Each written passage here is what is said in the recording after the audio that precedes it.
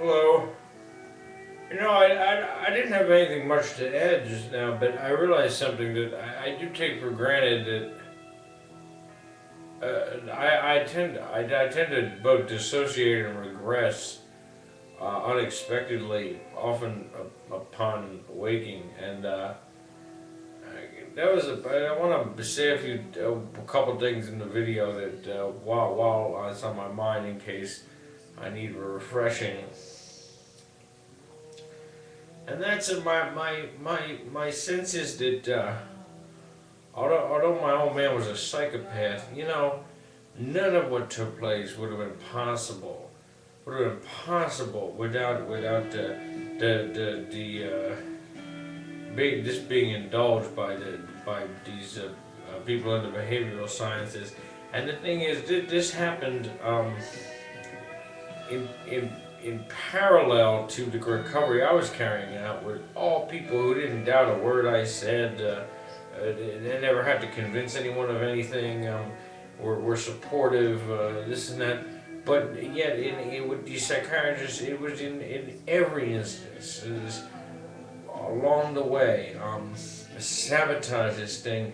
And the reason I became so desperate, and every move I had to make that was desperate, was necessitated by the fact that they simply would not let me out of this relationship, and they simply wouldn't believe me past a certain point.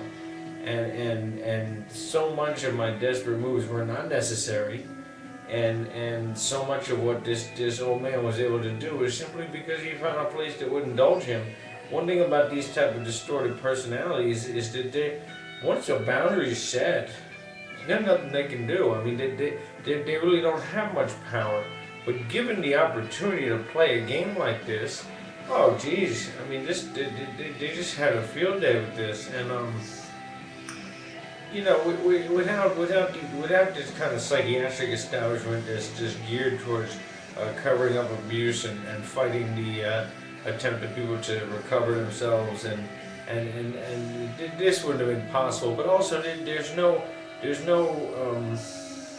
reason for them to do it except for the fact that they were being paid by the person that's who funded the recovery. But in that regard, I want to say something about what appears to be, and this is the political economist in me speaking, but look, there appear to be two distinct kind of capital formations in the recovery business. That is to say, at many of these places, they perceive that the person who is recovering is the client. And it really doesn't matter where the funding for it is coming. They very often recommended the family split apart, or tell the truth about what the family is doing behind the scenes, and have no loyalty to anyone simply because that's where the check is coming from. On the other hand, this psychiatric thing, whoever pays them determines what's happening. Even when they're dealing with someone like me who was not mentally ill and they even diagnosed as cumulative trauma, they simply looked at me in a way where they simply were tended to disbelieve me. That's their policy, to look skeptically when the person paying is in charge. And also only the only people who indulged this old man and didn't recognize clearly that his phone calls and such were distorted. Well, while it was obvious that these other types of recoveries, psychiatrists seem to have their claim to being objective involved really missing very distorted behavior. And I mean, it was life-threatening over and over and over again, and that part came from these people. This man could not have done this without he couldn't have sabotaged my recovery like this. I was ready to forgive him and move on. They simply continued to create a situation where now it's really terrible. And I think that this is the key thing. I mean, I had always forgiven him. That a person like that cannot help what they are. I knew him very well, and I knew what made him like this. And the truth is, it is from his own childhood trauma. And you got to make a person this ill, and this person can't help himself and doesn't know what he does, and then can't help what he is. But these people were fully in a position to help out with this, and they not only didn't help, but I never asked them to help. I didn't think that was their job. They claimed to just be objective. But the idea that they actively acted on behalf of this person who'd abused me when I was young. I mean, and I think that's really worth knowing that that's taking place. I mean, it says something about what's going on in the psychiatry. And I think that the claims about psychiatry should all be taken seriously, given what I know, because a lot of this is things that no one will believe unless it happened to them.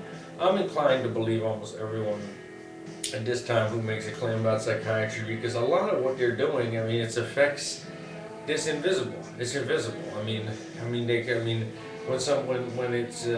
they're using psychological tactics and tactics that are hard to detect, and there are things behind the scenes, and they pose as objective.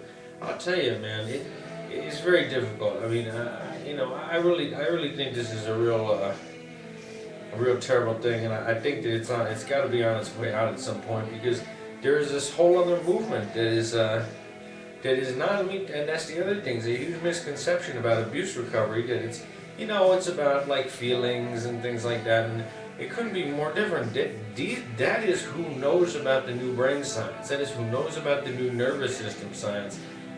That is who is vastly more educated. And this psychiatric claim, the claim they make to be educated, the fact is they're medical doctors, and the psychology they're working off of is from the 19th century. It's from the 19th century, and their techniques are childish and not particularly advanced. So, for example, I mean, they're fully aware of how it's possible that they're aware of a number of things that take a lot more education to know about, and the claim that psychiatrists have to be coming in with more knowledge or with something like that is simply false. And I think psychiatry is mainly there to indulge a certain kind of sick person, and it is a terrible thing for someone who really does need some kind of help. And also, I think that, look, based on how much they were able to induce in me that didn't even exist before, it doesn't really exist now. But I'll tell you, I'm very dubious about whether or not somebody's mental illnesses aren't induced, because I'm saying, but they have me at this point. I mean, what I'm vulnerable to fall into is, I mean, that would look like a bunch of things. So, I just think that it's not really just about me and one psychopath. I mean, this just couldn't be possible without a profession like this. And I don't really know what goes on inside it, but one of the main things is that because they have medical degrees and because they have their own conferences, I really don't think we know. I mean, and I don't think that that's paranoid to say we don't know what these people think. But one thing that's really interesting to me, and I should mention this, is that I used to ask my doctor, because of the kind of guy he was, I asked him, did people do this, or I'd be doing something. This man was so far ahead on things that he simply couldn't know about from a personal standpoint. What people do on Facebook, what people do. I mean, the amount of information he had. I mean, they know an amazing amount about us. And he just very quickly could tell me what people were kind of up to, and in different, just what people are doing, and long before I knew what he was, how he could know that, people's behavior and different things. They really their information really does end up in kind of one place, and I just think they're causing way more harm than people know, and especially just covering up abuse, but also covering up the misuse of their own techniques, particularly this gang stalking type stuff, which I firmly believe goes on. So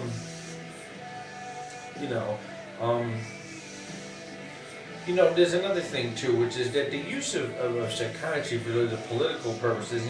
There's a book called The Culture of Critique, and it's just amazing that it was actually developed as a political movement and developed as a political weapon. I mean, it was thought at the time to be kind of the ultimate weapon against anti-liberal bias, and that remains. I think I never realized the extent to which the political arguments are psychologized.